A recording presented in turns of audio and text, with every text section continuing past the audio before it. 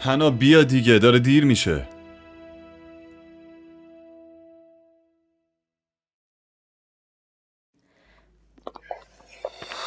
بریم دیگه، من حاضرم.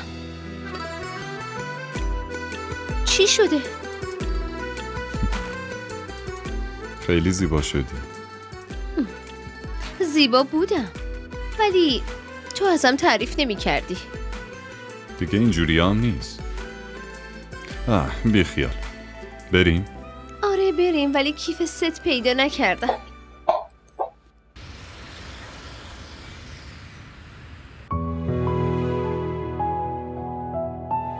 سلام، خوش اومدید. لطفاً تشریف داشته باشین، آقا الان میان. باشه.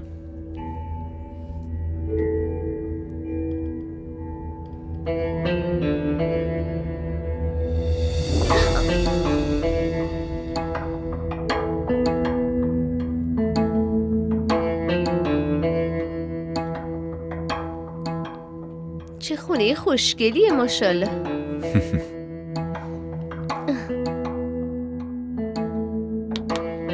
باغچه از اینجا دید داره.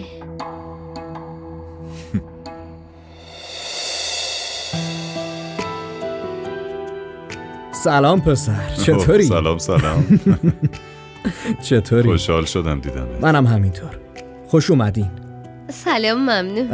لطفاً بفرمایید. چه خبره؟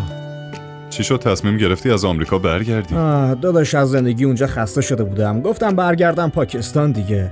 بابام که اصلا از این تصمیم راضی نبود، ولی تو که میدونی من به حرف کسی گوش نمیدم. دقیقاً. ازدواج کردی یا میخوای واسه همیشه مجرد بمونی؟ فعلا که مجردم، ولی به فکرش هستم. ولی باید به تو آفرین گفت. دیر ازدواج کردی ولی همسر خیلی خوبی پیدا کردی. منظورم اینه که زوج زیبایی به نظر میرسیم.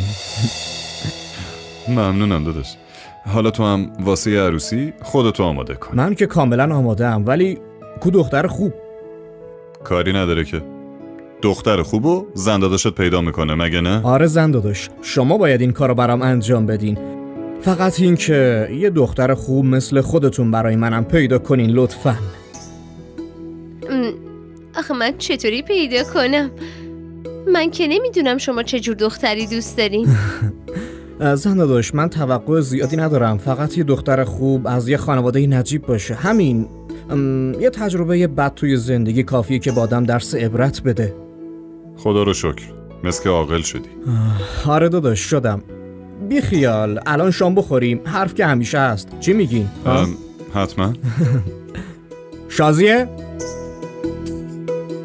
شازیه؟ بله آقا. غذا رو حاضر کن. چشم.